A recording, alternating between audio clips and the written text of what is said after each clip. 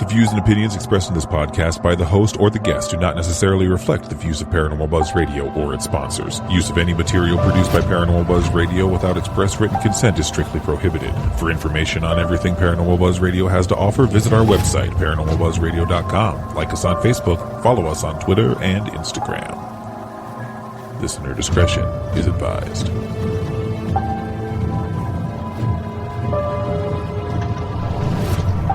Welcome to Exploring the Unknown with Rebecca and Shay. Taking stories from today's news, Rebecca and Shay will explore everything from the paranormal, supernatural, the strange and unusual, unsolved mysteries, and more. Join them as they delve deep into the unknown and mysterious, taken from news headlines. Water cooler chat with a paranormal twist. Only on Paranormal Buzz Radio. Hey Shay, how's it going? It is going. How you doing today? Oh, doing pretty good. Awesome. So today we have a couple interesting stories. These are interesting ones. Yeah. We will be talking about monkeys, strange smells, and herpes. Fun times. Fun story. Fun times. Okay, you ready for story one? I'm ready. All right, hit me. So this article is from the Washington Post. People can't agree on what to do about Florida's herpes-infected monkeys. Oh, that title alone is enough to get me going. I tell you, they're too funny. Yep. The monkeys, just 6 of them, arrived in the 1930s as tourist attractions confined to an island in a central Florida river. The problem? They could swim. The furry pink-faced creatures native to Asia soon spread and multiplied in what is now Silver Spring State Park, capturing the heart of visitors who traveled the lush river in glass-bottom boats and confounding conservationists who want to rein them in. They're adorable, but undeniably invasive. Experts worry their growing ranks will hurt other species. And to top it off, many of the monkeys carry a form of herpes virus. The debate about whether and how to control the 4,000 area park's rhesus monkeys has reignited in recent weeks after a spate of far-flung monkey sightings brought alarm and blaring headlines. They're here! One news station declared after the animals showed up as far as 100 miles north in Jacksonville. But park officials are no longer trying to tamp down the monkey population. It's a testament, researchers say, to the massive problem of managing an invasive species that has become a tourist highlight complete with its own urban legend. The monkeys did not escape from the set of Tarzan. People feel really emotionally connected to these animals, said Jane Anderson, an assistant professor of research at the Kaiser-Kleberg Wildlife Research Institute, who has studied the monkeys' growth over the years. And that makes it much harder to convey that we need to implement population management than an animal that's less cute and cuddly. Rhesus macaques? I can't figure out how to say it either. We'll just say monkeys. Have been known to wreak havoc on new habitats.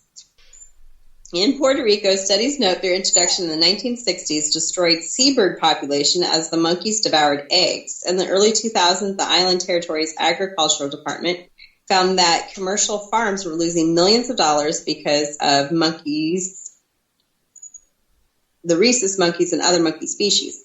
Anderson estimates that 550 to 600 are now living in northern central Florida and frets that more growth could bring serious consequences for air birds such as quails. The population along Florida's Silver River had ballooned to nearly 400 by 1984. That's a lot of monkeys. About 1,000 of the area's monkeys were trapped and sold for biomedical research over the next several decades, they write. As people grew concerned, they might be plundering birds' nests and can pass their virus on to humans. The monkey's herpes type B has only been transmitted to people in the lab, but in the rare case that humans get the virus, it can be deadly. The trapping and selling drew its own backlash, however, from animal rights groups and others concerned for the monkeys' welfare. It's a tragedy that wild monkeys are torn from their families and forced homes and sold to research and testing laboratories, one animal rights organization spokesman said in 2013, calling on officials to catch and sterilize instead, as the Ocala Star-Banner reported. But sterilization is expensive, researchers say, and budgets are tight. Stephen Johnson, an academic who advocates cutting the monkey population, acknowledges that there is no easy solution now that the monkeys have made themselves at home. What do you do with the monkeys? The University of Florida associate professor told the Washington Post. If you bring them out alive, something has to be done with them. Other less lovable invasive Florida species, such as the Burmese python, are far easier to cull without raising a public outcry, Johnson said. And so since 2012, efforts to thin Silver River's monkeys have stopped. Instead of trying to manage the population, officials warn tourists to keep their distance. We tell people not to approach them, not to feed them, because we want people to stay safe, says Craig Latower, a park services specialist. He emphasized that the monkeys are just one of a host of local wild animals, from black bears to bobcats, that can act unpredictably. The Florida Park Service posts signs and flyers reminding people to keep a safe distance from wildlife, and staff may temporarily close areas where they spot monkeys during morning safety and maintenance checks, said Wiseman Curry, a spokesman for the Florida Department of Environmental Protection. It wasn't always illegal to feed the monkeys. That policy came in 2018 as state authorities warned the monkey population was spilling beyond the park, which is a 20-minute drive from the city of Ocala. Monkey attacks, including one captured in a viral video, had raised concerns about aggression towards visitors. A study published in a journal of the Centers for Disease Control and Prevention and also fueled worries about herpes B, describing a public health concern while concluding that up to 30% of Silver Springs State Park's monkeys shed the virus in their saliva, urine, and feces. People can get herpes B from an infected monkey via scratch, bite, or contact with the monkey's eyes, nose, and mouth, according to the CDC. The virus brings symptoms much like those of the flu, but they can escalate to brain damage or death in humans if they remain untreated. Experts caution that such human cases are rare, and there is one recorded person-to-person contact of the virus spreading. Kari Siegelson, a spokesman for the Florida Fish and Wildlife Conservation Commission, told the Post in an email at the time of the new monkey feeding ban that the commission supports active management but did not give specifics. While she said that the monkeys have bitten or scratched multiple people in Florida, authorities have yet to record an instance of the monkeys passing their herpes B to humans in the wild. The commission is working with our partners to explore possible options to remove the threat of free-roaming monkeys in Florida, Siegelson wrote back in 2018. But researchers say there has been no movement since, and Siegelson referred questions about monkeys' removals to the state's Department of Environmental Protection. And the primates appear alluring as ever to park patrons. First thing everyone asks about is the monkeys, Nick Mosman, who transports tourists on the river to the Ocala Star-Banner recently. They are good for my business. He knows they're a cost, too. They are not supposed to be here, he told the paper. It's a double-edged sword.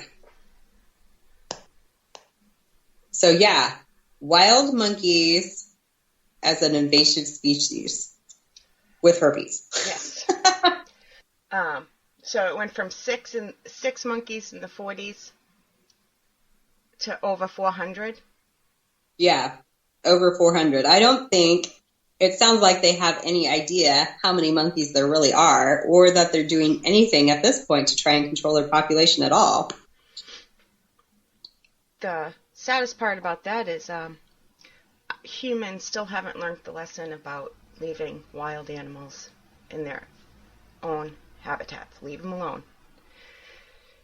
Those types of monkeys that we can't pronounce, actually, it's very common for them to have herpes. Really? Very common, according to the CDC. So up 70 to 80% of these types have the B virus, have been found B virus positive. Yeah, and that article makes it sound like it's not very likely that they're going to pass it on to humans. It's just more of a... They can. They could. Yeah. They could if you were like actively trying to interact with them, which is why they posted that feeding ban. Yep. So, like you said, only people in labs have caught it, and there's only one case documented of an infected person spreading it to another person. Right. And that's of January 2019. 2020, sorry. January 2020. That's not as bad. I think I just find it odd that they're not doing anything at this point to even attempt to take care of these monkeys. Right. Or this problem. Yeah. And 400 monkeys, that's a lot of monkeys. Yeah, that can swim and they're found miles and miles away. I mean. Right? Like. Right. That's crazy. That is crazy. It's just kind of crazy to think that they can't agree on a solution. I mean, even like going through it, doing some sterilization. I mean, I can understand not wanting to send them off to, animal testing. Yeah, that I agree with. Yeah, they shouldn't do that. Yeah, that I agree with. I can understand that. But even if you don't just go through and sterilize some of them, that would help. But again, it's all about money. But how expensive must it be to go and track these monkeys down that 100 miles away? Right, exactly. And obviously the population is growing. Yep. I mean, wild herpes infected monkeys roaming all over the place. Yeah, that's going to be the next story. 5 years, they're going to be covering the whole Florida. Is it Florida? Florida, yeah. I thought so. So, it's funny, but it's not funny. Right, exactly. It's funny, but then when you think about it, it's not really that funny. Yeah, it's very sad. But the title is funny. The title is very funny. The title is very funny, but then when you get down to it, they haven't been doing anything to try and control this invasive species for years. Yep. They'll regret it because it's going to cost them more money in the long time. So, Florida, get your ass in gear and take care of the monkeys. Your responsibility. You brought them there. Right? Take care of them. Period. Exactly. That's my thought. I agree. You think they do something. Something's better than nothing. If that was a person hoarding cats and hoarding cats and hoarding cats and not taking care of them and letting them roam everywhere and, just breeding and breeding and breeding, the Humane Society would go in and take those cats away. Exactly. So. Exactly. If I had 400 dogs out here, yep, they'd be showing up and forcing me to do something about it. So, exactly. Yep. So that's my opinion. And I'm sticking to it. Yep. I agree, Shay. I agree. It's a wild story with wild monkeys with herpes. This is the scariest part. You can also get the herpes from the monkeys if you have an open cut. And you get the tissue or fluid on the broken skin or in your eyes, nose, or mouth. So what if they pee on you or attack you? I mean, they talked about that before. It sounds to me like at this point they are isolated and they're keeping people away from them. But if the population continues to grow like that, they're not going to be able to do that. No. And possibly we just haven't seen the cases because they just haven't been in contact. But the more they come in contact with people, the more cases you're going to see. Yep. Very sad. It is. You can also get the virus if you're exposed to the brain, especially the spinal cord or the skull of an infected monkey. So that's probably how the lab people. Oh, yeah, probably. Yep. That makes sense. Yeah, that makes sense, especially if they were doing animal testing and stuff. That would be where they got that. But yep. All right, Rebecca, hit me with story number 2. All right, you ready? I'm ready. Okay. A mysterious smell has been plaguing Hull County for months, and no one knows where it's coming from. This is on Oddity Central, and was from February 27th of 2020. Okay, ever since last year, people in various parts of Delaware County, Pennsylvania, have been reporting a foul, sulfur-like smell that comes and goes seemingly at random. So far, no one has been able to pinpoint its source or its nature. It all started in October of 2019 when a strong odor was reported nearby Aston, Pennsylvania.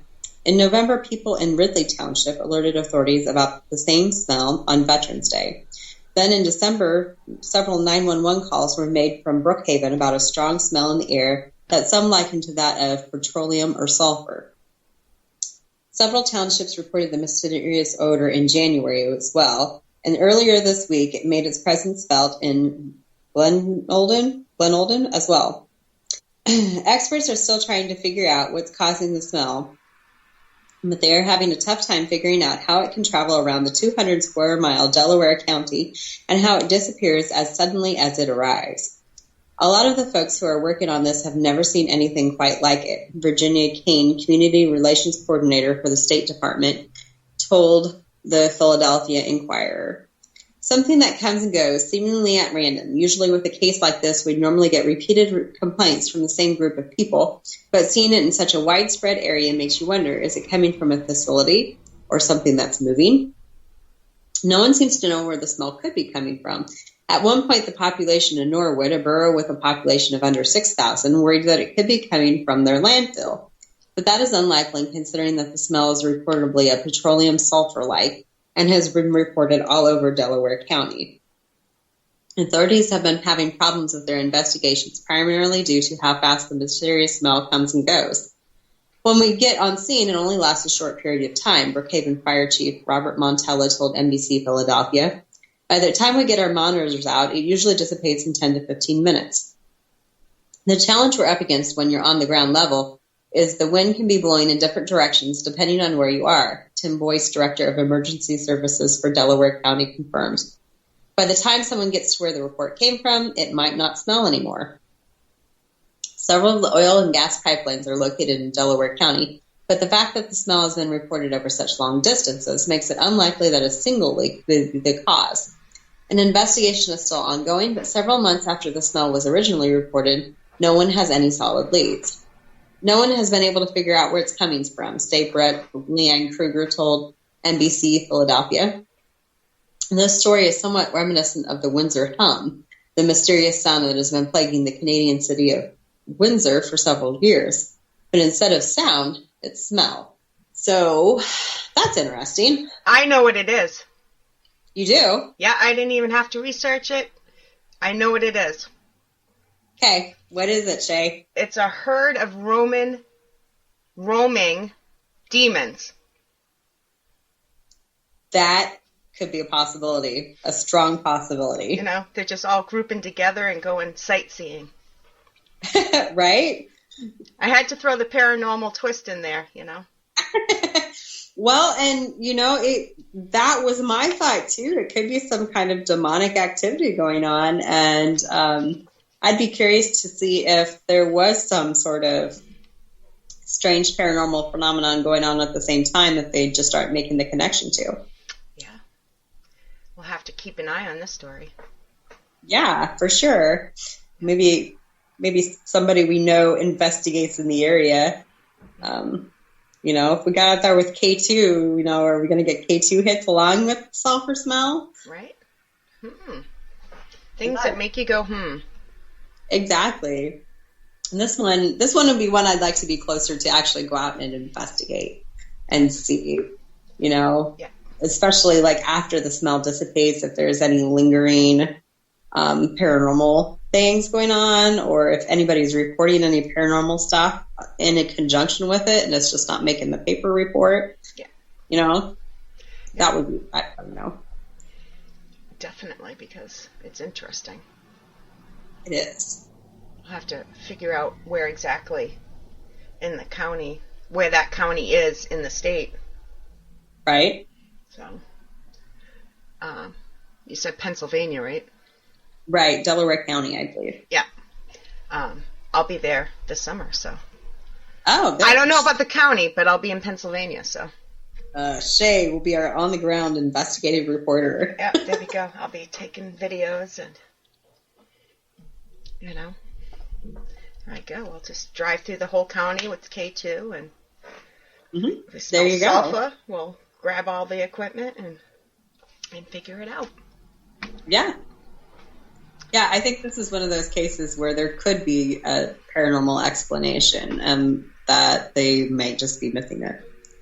It could be, because mainstream media is not too into covering paranormal stuff all the time, so maybe it is. Exactly. I'd be really curious to see if there were paranormal activity reports in conjunction with the smell. Yep. That would be the first thing I would check on.